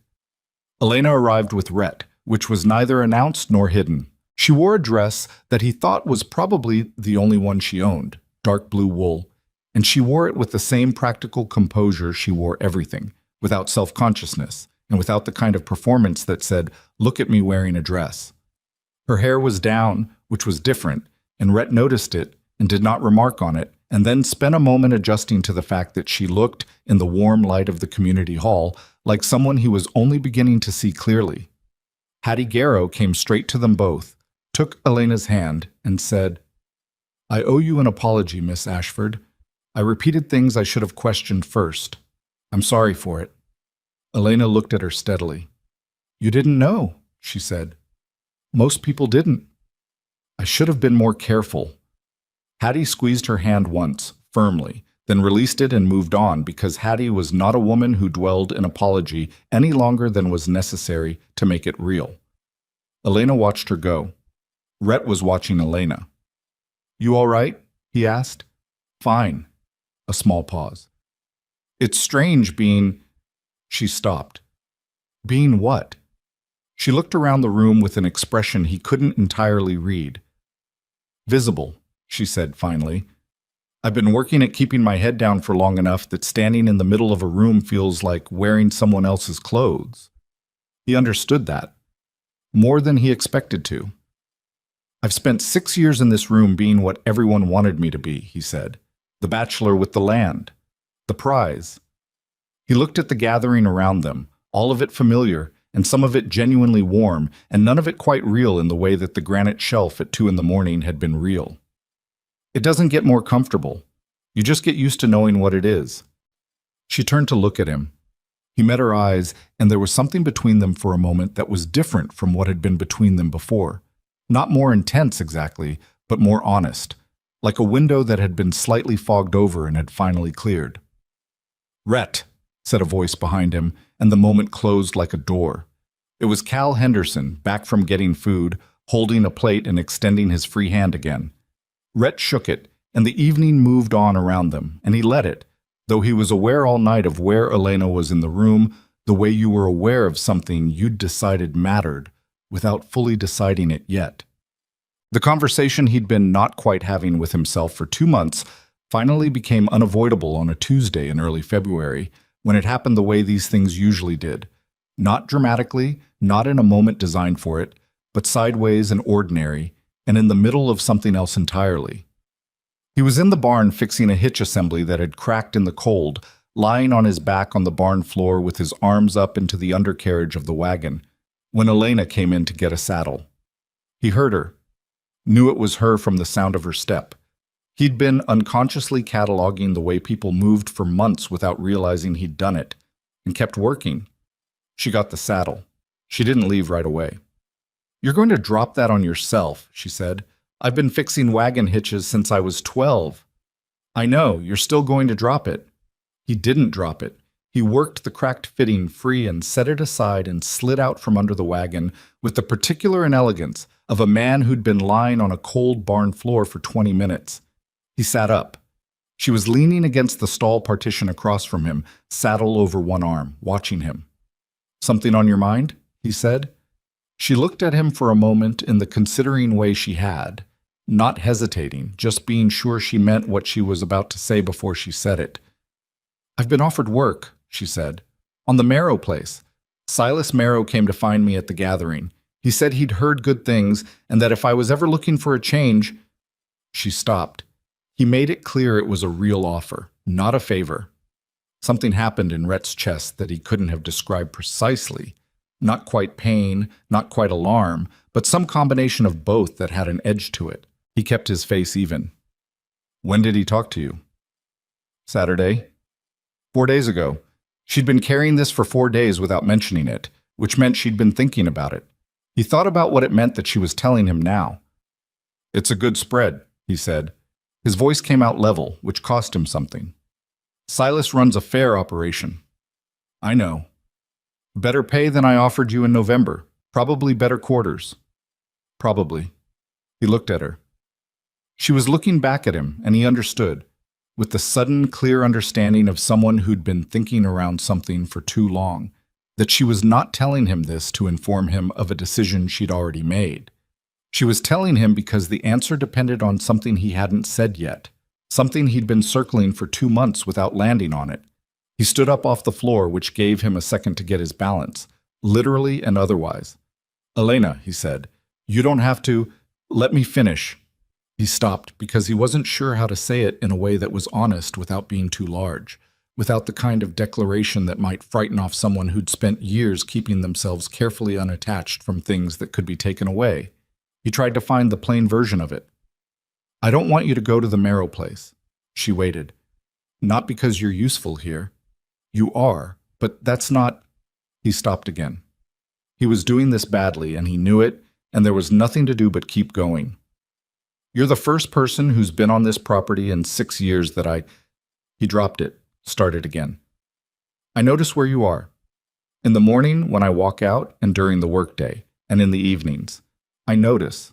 I've been noticing for a long time, and I haven't said anything about it because I didn't think it was my right to, because you work for me, and because I didn't want to be the kind of man who—" He stopped a third time. She was still watching him. Her expression had shifted by something very small, a slight easing, like a held breath partially released. "You're saying it badly," she said. "I know." "Say it the direct way." He looked at her. "I don't want you to leave because I want you to stay. Not as a hand, as—" He gestured inadequately at the space between them. "Whatever this is, whatever it could be, I don't know exactly what that looks like, but I know I'd rather figure it out than watch you ride to the Marrow place." The barn was very quiet. Outside, the wind moved across the yard. One of the horses shifted in its stall. Elena set the saddle down on the partition beside her, slowly, like she was buying herself a moment. When she looked back at him, something had changed in her face. Not softened, exactly, because softening implied a hardness that had never been the right word for her. More like opened. The way a window opened. Not becoming something different, just letting more through. "I came here looking for honest work," she said. "That's the truth. I wasn't looking for anything else. I wasn't trying to She stopped, started again. "I've been in places where people wanted things from me. Usually labor. Sometimes something else. And I got very good at knowing what was real and what wasn't." A pause. "You're real," she said. "You're the most real person I've dealt with in a long time. And that scared me, which is why I didn't say anything either." He crossed the distance between them in 3 steps, which wasn't dramatic and wasn't graceful. He nearly caught his boot on the dropped hitch fitting and had to step around it. And then he was standing close enough to her that he could see the precise color her eyes were in the barn light, which turned out to be more green than gray. He put his hand against the side of her face carefully, like someone who understood the value of what they were touching. She didn't pull back. He kissed her, and it wasn't the kind of kiss that happened in stories. It wasn't seamless and cinematic and accompanied by the sense that everything had suddenly aligned. It was a little uncertain and a little rough around the edges, 2 people who'd been keeping each other at arm's length for months, and were now figuring out what happened when they stopped. But it was real. Completely, unambiguously real, the way the land was real, and the work was real, and the cold granite shelf at 2 in the morning had been real. When they separated, she let out a short breath that might have been a laugh and might have been something else. "You should probably fix that hitch," she said. "Probably," he agreed. She picked up her saddle. At the barn door, she stopped and looked back at him, and there was something in her face, a quality of recognition, like she'd arrived somewhere she hadn't known she was heading toward, that he thought he'd remember for the rest of his life. "I'm not going to the Marrow place," she said. Then she went out into the cold, and he stood in the barn with the broken hitch fitting in his hand, and a smile on his face that he was profoundly glad no one was there to witness. He told no one. She told no one. This was not a conscious strategy. They didn't discuss it, didn't agree to keep it quiet. It was simply that neither of them was the kind of person who announced private things to public audiences before those things had found their shape. Whatever existed between them was new and unsteady and real things required time before they could bear much weight. Marcus knew because Marcus had been watching Rhett Calder for 14 years and had the advantage of knowing exactly what Rhett looked like, when he was pretending something hadn't changed. He said nothing about it. He made a point of saying nothing about it, which in its own way said quite a lot. Cooley knew, or suspected, and dealt with the knowledge in Cooley's fashion by being slightly less unpleasant than usual for about 2 weeks before returning to baseline. Davis almost certainly didn't know, which was fine, because Davis would have asked 17 questions about it. Life on the ranch went on in its ordinary way. The cattle needing tending, the fences needing maintenance, the daily accumulation of work that a working property generated without pause or apology. But the texture of it was different. Something had changed in the air of the place, or in the way Rhett moved through it, or possibly in the way he looked at everything. The main house, the bunkhouse, the long view from the ridge in the early morning, and thought about what it was for and who it was for, and what the answer to that question might be. He'd built this place for reasons he'd mostly understood. He'd kept it going for reasons that were clearer to him in retrospect than they'd been at the time. Grief, habit, the particular stubbornness of a man who'd promised something to a father who couldn't hear promises anymore. He'd turned away everyone who'd come here wanting the land because the land wasn't what he was offering, and he hadn't known until recently exactly what he was offering instead. It turned out he'd been offering himself, and he'd spent 6 years finding someone who wanted that and nothing else. The formal declaration, if it could be called that, which would have made Elena wince at the word, happened on a Wednesday afternoon in early March, when the worst of winter had broken its back on the foothills, and the temperature had climbed just enough to feel like a promise rather than a taunt. It wasn't planned. It happened because Rhett had been thinking for 2 weeks about things he wanted to say and hadn't said, and because the right moment had not presented itself, and because he'd finally decided that waiting for the right moment was a way of waiting indefinitely. He found her at the east fence line, where she was checking the posts after the freeze. He brought 2 cups of coffee, one of which she accepted without comment, and then gave him a questioning look. He said, "I want to ask you something." She waited. "I want you to be a permanent part of this ranch." He said it carefully, measuring the words. "Not a hand. I mean, as someone who has a stake in it, someone who helps decide what it is and where it goes." He paused. "That's the practical version." She tilted her head slightly.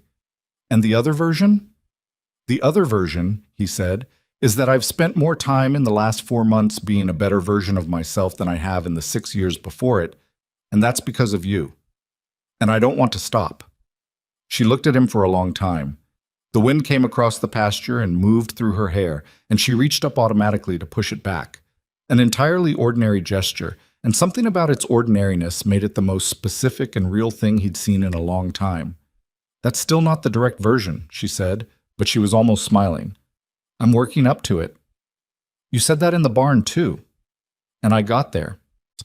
She was quiet for a moment. Then, in the direct way she'd always had, and that he'd come to count on like a fixed point, "Ask me." He looked at her, this woman who'd ridden up his approach on a tired horse in a snowstorm looking for honest work, and had somehow, without trying to, changed everything he thought he understood about what this land was for. "Will you stay?" he asked. "Not for wages, with me." She looked at him with those gray-green eyes that had been calculating the angle of problems and the depth of frost lines and the correct routing of drainage for 4 months, and were now looking at him with something he recognized because he felt it too, a kind of cautious, real, unperformed hope. "Yes," she said. No qualifications, no conditions. Just that one word, said the way she did everything, simply, and meaning it completely. He reached out and she let him take her hand, and they stood there at the east fence line with their coffee going cold and the cattle moving in the near pasture and the ridge stretching away to the north under a sky that had finally started to look like something other than winter. It wasn't a perfect moment. His coffee was cold and her hair was in her face again, and somewhere behind them, Cooley was hammering something that didn't need that much hammering, which meant he'd found a vantage point and was covering the sound of his interest in what was happening. None of it was perfect. All of it was exactly right. 2 days later, Rhett rode into Garrow's Crossing. He didn't make an announcement. That wasn't his style, and it wasn't Elena's either, and the frontier had its own way of understanding things without being told directly. But he rode in on a Saturday, which was market day, and he went to the land office and spoke to Purdy about some paperwork. And then he stopped in at the general store where Hattie Garrow was behind the counter, and half a dozen people were doing their Saturday errands. And when Hattie, with the particular alertness of a woman who paid attention to everything, asked him how things were at the ranch, he said, "Good. Better than good, actually. Miss Ashford's going to be staying on permanent." He said it straightforwardly, without fanfare, and then he bought salt and lamp oil and a new pair of work gloves and left. By Sunday, it was through the town, which was exactly what he'd expected. The reaction was, for the most part, exactly what he'd expected too. A combination of genuine warmth from some quarters, polite recalibration from others, and from the fraction of the community who'd had their own plans for Rhett Calder's future. A silence that was its own kind of acceptance. Howard Phelps, when Rhett passed him on the road Monday morning, tipped his hat. Rhett tipped his back. That was enough. The night before the formal paperwork was drawn up, because the frontier ran on paperwork in the end, whatever else it ran on, and there were practical matters to be settled about what staying permanent meant in terms of the operation of the property, Rhett and Elena sat at the kitchen table for the first time, not because there was a problem to solve or a plan to work out, but just because the day was done and the kitchen was warm, and that was where they both ended up. She had a cup of tea, he had coffee. Neither of them said much for a while. The fire in the stove was doing its work, and outside the wind was moving across the dark yard, and through the glass window, the real glass window his father had been so proud of, Rhett could see the outline of the barn and the fence line and the beginning of the east pasture. "Tell me something," he said. She looked up. "When you first rode up, in November, what were you actually thinking?" She considered it honestly, the way she always considered things. "I was thinking the horse needed rest and I needed wages, and the notice at the feed store was specific enough to mean someone ran a real operation." She wrapped both hands around her cup. "And I was thinking the man at the fence post seemed too busy to perform." "Perform what?" "Being the rancher, being important." She tilted her head slightly. "Most men of property perform it a little. You were just fixing a fence." He thought about that. "You thought that meant something?" "I thought it was worth finding out." A pause. "I was right." He looked at her across the table, this woman who'd appeared in a snowstorm and fixed saddles without being asked and mapped drainage solutions on scrap paper and stood at the north end of a pass in December with a rifle like she'd always known that was where she'd be, and thought that the ranch had taken everything he had to build it and that it had turned out not to be the most important thing he had after all. He didn't say that out loud. Some things were true enough that saying them made them smaller. She refilled her tea. He finished his coffee. The fire did its work. The cattle were in the pasture. The fence was solid. The land that had always been honest with him was out there in the dark, the same as it had always been. And for the first time, he wasn't alone with it. Spring came to Calder Ranch the way it always did. Not all at once, but in arguments. A warm week followed by a hard frost. Mud that froze overnight and thawed by noon. The creek running fast and brown with snowmelt, then slowing to something clear as the weeks passed. The cattle moved differently in spring, looser and more restless, testing the boundaries of the pastures after months of huddling against the cold. Rhett had always liked this time of year for exactly that reason. Everything unsettled, everything becoming. This particular spring had more becoming in it than most. The paperwork had been drawn up in February, reviewed by the only lawyer in Garrow's Crossing, a meticulous man named Abernethy who wore the same brown coat every day and who read every line of every document as if he personally expected someone to have hidden something offensive in the subordinate clauses. He found nothing offensive. He found instead a straightforward arrangement that gave Elena Ashford a formal stake in the operation of Calder Ranch, co-signing authority on business decisions above a certain threshold, and a deed interest in the property that Abernethy described, in the driest possible tone, as unusual for the territory but entirely legal. Elena had read the document herself twice before she signed it. Rhett had expected this. He'd have been more concerned if she hadn't. "You're sure about the acreage allotment?" she said, not a question exactly. "Yes," he said. "That's a significant—" "Elena." She looked up from the papers. "I'm sure," he said. She looked at him for a moment with that measuring quality she had, the one that had unnerved him last November, and that he'd come to understand was simply the way she verified that something was real before she let herself believe in it. Then she picked up the pen and signed.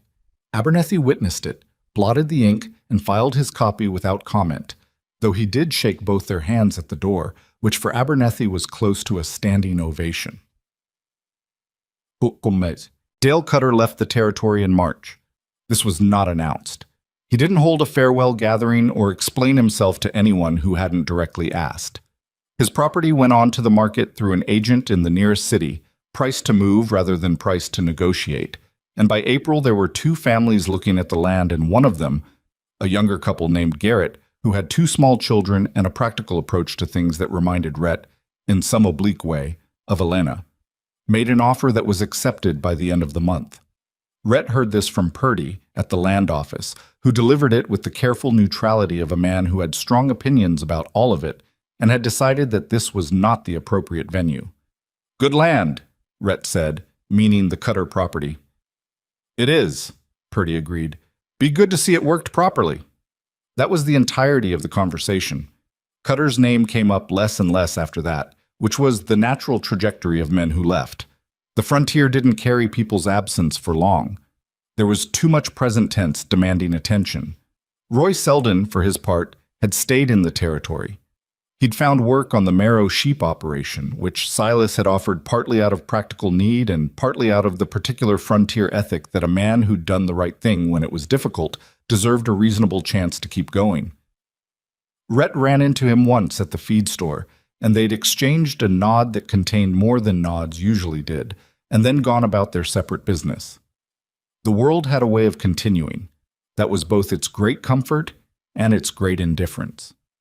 The Henderson family came by the ranch on a Saturday in April, all 6 of them in a buckboard that had seen considerable use, the children ranging from a boy of about 12 down to a girl who couldn't have been older than 4, and who sat in her mother's lap watching the world with the absolute seriousness of very small children encountering new things. Cal Henderson shook Rhett's hand in the yard and then, which was new, shook Elena's too. "We got the water sorted," he said. "First decent spring in 3 years." "Glad to hear it," Elena said. "Planted an extra acre." He looked out at the ranch with the expression of a man who'd been close enough to losing something that having it still felt like news. "Kids'll have work this summer." His wife, a capable-looking woman named Ruth, who had the permanently evaluating eyes of someone managing a household on tight margins, had brought a jar of preserved peaches, which she gave to Elena with the directness of someone who'd decided to do a thing and was doing it. "From last fall," she said. "We put up more than we needed."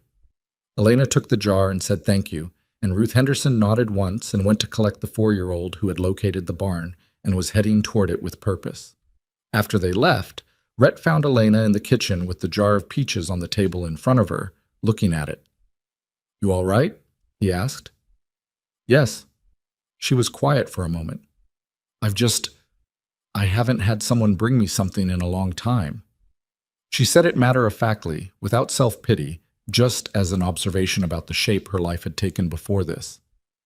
"I forgot what it felt like." He sat down across from her. He didn't say anything because there wasn't anything to say that would improve on the silence, and he'd learned that about her. That she didn't need words filled into every space, that sometimes the most useful thing was to simply stay. She looked up eventually, and there was something settled in her face. "We should open those at the end of summer," she said, "when we need to remember what it tasted like." "All right," he said. They left the jar on the kitchen shelf where they could both see it. Marcus announced in May that he was thinking about retiring, which he had been thinking about for approximately 4 years and which he announced on roughly a quarterly basis.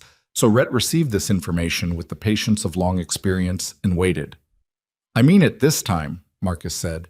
"You said that in October." "I was still right." Marcus refilled his coffee. They were in the kitchen, mourning, the day's work not yet started. "I've got a sister in Colorado. She's been after me to come for 2 years. Rhett looked at him. He was trying to figure out whether this was the same conversation they'd had before or a different one. Marcus looked back at him with the slight defiance of a man who had made a decision and was braced for argument. "When?" Rhett said. Marcus blinked. He'd been prepared for the argument, not the question. End of summer, after the fall count. That's fair. A pause. You're not going to try to talk me out of it. Do you want me to? Marcus thought about it with genuine consideration. No, he said finally. I think I've earned the sister in Colorado. You have, Rhett said. More than. Marcus drank his coffee and didn't say anything for a moment, and Rhett could see him recalibrating. The strange experience of getting what you'd prepared to fight for and having to figure out what to do with your hands afterward. Elena can manage the operation, Marcus said, which was not quite a question. She can manage it better than either of us, Rhett said. Marcus made a sound that wasn't quite agreement and wasn't quite disagreement and was mostly just Marcus processing information he'd already known. She's got a good eye on the cattle, he said. Better than me on the east pasture rotation. I know. Don't tell her I said that. I won't tell her you said that. Marcus finished his coffee. Good ranch, he said, and set the cup down, and went out to start the day's work. Rhett sat at the kitchen table for a while after he left, thinking about 14 years and what that meant. What it meant to have someone on a piece of land long enough that they became part of it, and what it meant when they left, and how the land went on regardless, patient and unchanged, asking only that the work continue. He thought about his father, who had built the first structures on this property with hands that were already failing from years of hard use and had kept building anyway because stopping wasn't a concept he recognized. He thought about what his father had understood and what he'd gotten wrong and how both of those things were true at the same time, which was how it usually was with people you loved. The ranch had been his father's idea of what lasted. He still believed in the ranch. He just understood now that the ranch was not the point. It was the place where the point happened.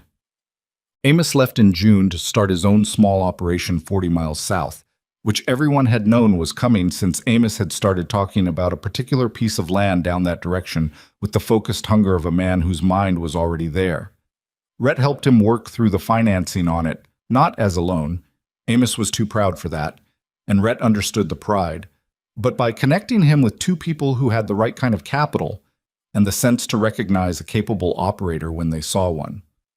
Davis stayed, which was good, because Davis had grown considerably since November in ways that weren't always visible, but that Rhett had been tracking. He asked fewer unnecessary questions and more useful ones. He'd developed an instinct for the cattle that you couldn't teach. You either had it or you didn't, and it turned out Davis did. He'd also, somewhere in the process of the winter and the crisis and the aftermath, stopped trying to perform competence and started simply being competent, which was the only version that actually worked. Bjorn stayed. Bjorn would probably stay until the land itself gave out, which Rhett expected to outlast both of them. Cooley stayed, and continued to be Cooley, which was a constant in a changing world and which Rhett had come to value more than he could easily explain. Two new hands came on in the spring, a brother and sister named Wren and Thomas Hale from further up the territory who'd worked on 3 different operations and came with honest references and the specific practical knowledge of people who'd learned their trade by actually doing it rather than by watching other people do it. Elena had done the hiring, which was her call now, and Rhett had not second-guessed a single choice she'd made. He'd told her this once, and she'd looked at him sideways. You can say when you disagree with something, she'd said. I'm not going to break. I know. I just haven't disagreed. She'd accepted this the way she accepted most things, straight, without excessive analysis. The Hale girl has better instincts than her brother, she'd said, and went back to what she was doing, and he'd filed that away as the kind of information that would matter in 6 months. She was right about the Hale girl. She was right about most things she paid attention to, which was most things. The first summer moved through the ranch the way good summers did, full and hard and fast, with more work than hours, and the particular satisfaction of exhaustion that came from building rather than just maintaining. The drainage redesign that Elena had sketched on brown paper in November was implemented properly in June, and the north pasture stopped flooding in the way it had been flooding every spring for as long as anyone on the operation could remember. This was not a dramatic event. The water went where it was supposed to go, which meant the grass grew where it was supposed to grow, which meant the cattle had better feed through July, which was the whole point. The Garrett family next door, on the former Cutter land, turned out to be exactly the kind of neighbors a person hoped for. which was to say they did their work, maintained their fences, kept their cattle on their own side of the boundary, and when a problem crossed those boundaries, as problems occasionally did, they addressed it directly and without drama. Rhett had a working relationship with the husband within a month. Elena and the wife, whose name was Clara, and who had an easy directness that Elena responded to naturally, had what looked from the outside like a functional friendship, which for Elena meant talking while doing something else, rarely about anything personal, in a way that was somehow comfortable for both of them. It was, Rhett thought, the best kind of friendship, one that didn't require performance. On a Thursday evening in late August, he and Elena rode the eastern boundary together, not because the fence needed checking, it didn't, but because it was the kind of evening that made you want to be on a horse, the light doing something particular to the ridge, and the air having finally let go of the day's heat without yet going cold. The ranch spread out around them in all directions, and the cattle were visible in the middle pasture, dark shapes against the gold of the late grass, and the creek was catching the last of the light in the cottonwoods along the bank. They rode without talking for a while. That was still one of the things he valued most about her, the quality of silence between them, how it didn't accumulate weight the way silences sometimes did between people who weren't sure where they stood with each other. Their silence was comfortable. It had been comfortable for a long time. "Marcus leaves in 3 weeks," she said. "I know. You're going to miss him." Yes. He didn't see the point of dressing that up. 14 years is a long time. It is. She was quiet for a moment. "You should tell him that before he goes. That it meant something." He looked at her. "I'm not great at that." "I know. Do it anyway." She said it the way she said most things, without accusation, just as a fact and a recommendation. Take it or leave it. He thought about this. "You think he doesn't know?" "I think knowing and being told are different things. People need both." He rode with that for a while. The ridge had gone from gold to something cooler, and the first suggestion of evening was in the air, the specific quality of light that happened for about 20 minutes at this time of year when the world looked like something you'd remember. "I'll tell him," he said. "Good." He looked out at the land, all of it, spreading away in every direction, the acres his father had dreamed about and he'd built, and that had been, for a long time, the whole of what he was working for. He thought about what he'd believed the land meant when he'd spent those first years building it, how he thought the land was the thing that couldn't betray you, the thing that stayed when people didn't. He still believed in the land, but he'd understood something over the past year that he hadn't understood before, or that he'd understood in the abstract without feeling it in any real way. The land didn't care who worked it. It responded to effort and attention and correct management, but it didn't care who provided those things. It was indifferent in the way that all real things were indifferent. It gave back what you put in. It didn't give extra for sentiment. The people were the part that cared. The people were the part that remembered the bad winter and showed up anyway, that stood on a granite shelf in the cold for something other than their own benefit, that brought preserved peaches from their last fall's harvest because they wanted to. The people were the part that got things wrong and came back and said so. The people were the part that had 14 years in them, or 4 months, or a whole life that had led them down a snowed-in approach road on a tired horse looking for honest work. He'd built the ranch trying to find something that wouldn't leave him. It turned out what he'd needed was something he'd never had the language for until now. Not permanence, but presence. Someone present. Someone who stayed not because of what the land was worth, but because of what the work was worth, and what the life was worth, and what he was worth when no one was counting the acres. "What are you thinking?" Elena asked. He glanced at her. She was watching him with that gray-green gaze that he knew now contained more than it showed, that she felt things as deeply as anyone he'd ever known, and had just spent a long time not trusting the world enough to show it freely. "That I was wrong about what I was building," he said. "Wrong how?" He looked back at the land. "I thought the ranch was the point. Like if I got the land right, everything else would follow." He paused. "The land's just the place. It's not the point." She was quiet for a moment. He could hear her horse's hooves on the dry ground, and the distant sound of cattle settling, and the creak over its stones.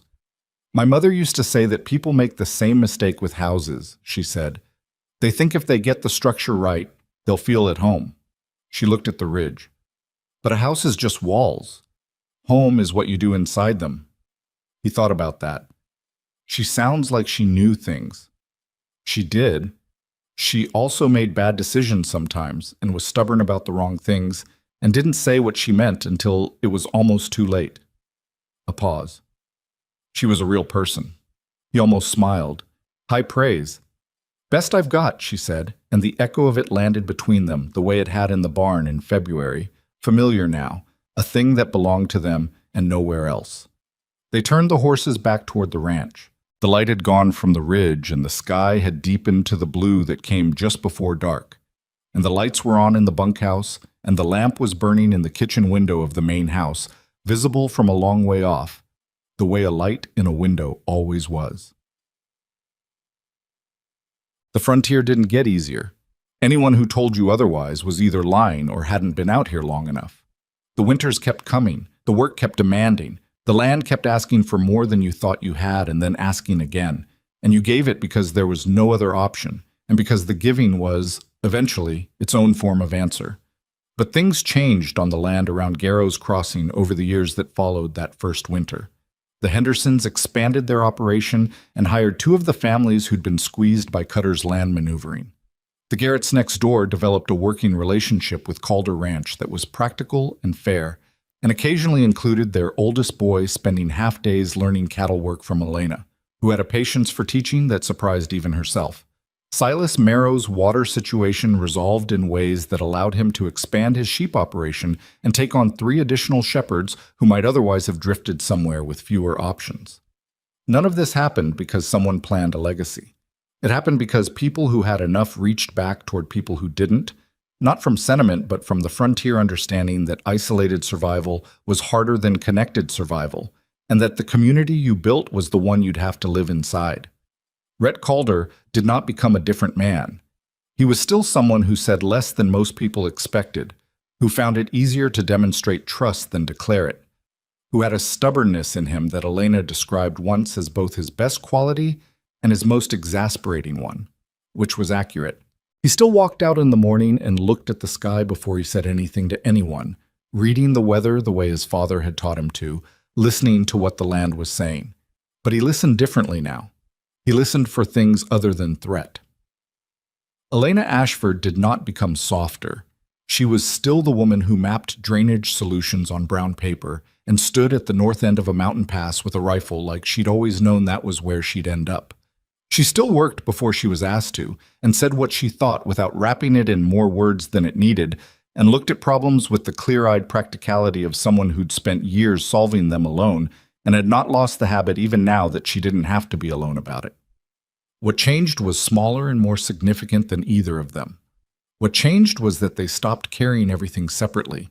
The weight of the ranch, the weight of the decisions, the weight of the bad days when things went wrong and the good days when they didn't. All of it distributed between them in the way that weight distributed when 2 people were actually carrying it together, neither one performing strength for the other, neither one pretending the load was lighter than it was. That was the thing, in the end. Not the land, not the victory over Cutter, not the legal resolution, not the community that slowly formed around them. Those things were real, and they mattered. But the thing underneath all of it was simpler and harder to describe and more important than any of it.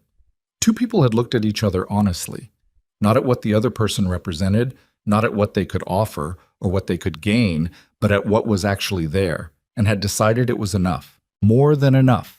The kind of enough that didn't need a different word because it was already the right one. The man who'd spent 6 years turning away every woman who looked at his land first had finally found the one who'd looked at him, just him, and stayed. She hadn't wanted the ranch. She'd wanted the man fixing the fence post. And the man fixing the fence post, who had been building something for years without knowing what he was building it for, had finally understood that the answer had ridden up his approach road on a tired horse in a snowstorm, looking for honest work, and found something she hadn't been looking for at all. The cattle still needed tending in the morning. The fence still needed checking after every hard freeze. The land still asked and asked and asked, and they still answered. But the kitchen light was on in the window, and there were 2 cups on the table, and the jar of preserved peaches from the Hendersons sat on the shelf where they could both see it, waiting for the right moment to open. In the end, That was what a life was made of. Not the grand decisions or the dramatic moments on granite shelves, though those were real too. Mostly it was the small, persistent, unremarkable choice to show up. For the work, for each other, for the land that held them, and the people around them who needed something to hold on to. They showed up. Every morning they showed up. That was the whole of it, and it was enough. End of part 5. End of story.